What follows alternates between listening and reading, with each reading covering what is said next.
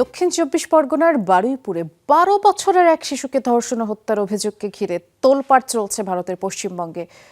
সম্প্রতি একটি পুকুর থেকে নিখোঁজ শিশুটির বস্তাবন্দি মরদেহ উদ্ধার করা হয়। এই ঘটনার সাথে জড়িত সন্দেহে পিটিয়ে হত্যা করা হয়েছে একজনকে।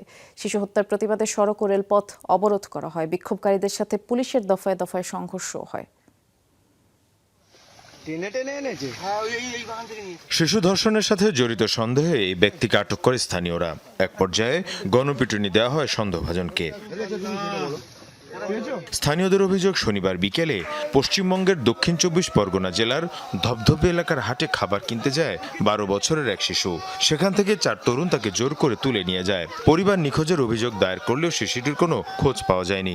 রোববার সকালে বাড়ির কাছের একটি পুকুর থেকে বস্তাবন্দি অবস্থায় উদ্ধার করা হয় তার মরদেহ। ধর্ষণের পর হত্যার অভিযোগে মুহূর্তেই এলাকায় ছড়িয়ে পড়ে তীব্র ক্ষোভ।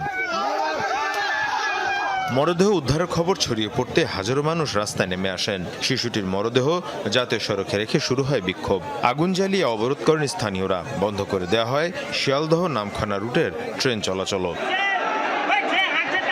পরিস্থিতি নিয়ন্ত্রণে পুলিশ ঘটনাস্থলে পৌঁছলে বিক্ষোভকারীদের সাথে দফায় দফায় সংঘর্ষ হয়। উত্তেজিত জনতা পুলিশের গাড়ি ভাঙচুর করে।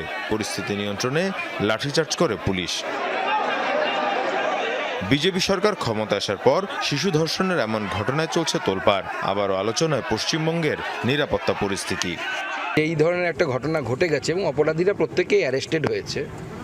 যদি আরও কেউ থাকে তারা আরও অ্যারেস্ট হবে, চিন্তার কোনো কারণ নেই। আমাদের সরকার কাউকে ছাড়বে না এবং অপরাধীরা যদি উপযুক্ত তথ্য প্রমাণের ভিত্তিতে প্রমাণিত হয় তারা অপরাধী, তাদের সর্বোচ্চ শাস্তি দেওয়ার ব্যবস্থা করবে। ঘটনা তদন্তে অতিরিক্ত পুলিশ সুপারের নেতৃত্বে ৬ সদস্যের একটি বিশেষ তদন্তকারী দল গঠন করা হয়েছে। তদন্তকারীরা অপহরণ, ধর্ষণ ও হত্যার সাথে জড়িতদের শনাক্তে কাজ শুরু করেছেন। পাশাপাশি গণপিটুনির ঘটনাও আলাদাভাবে তদন্ত করছে পুলিশ। মীর মুশফিকা হাসান, যমুনা নিউজ।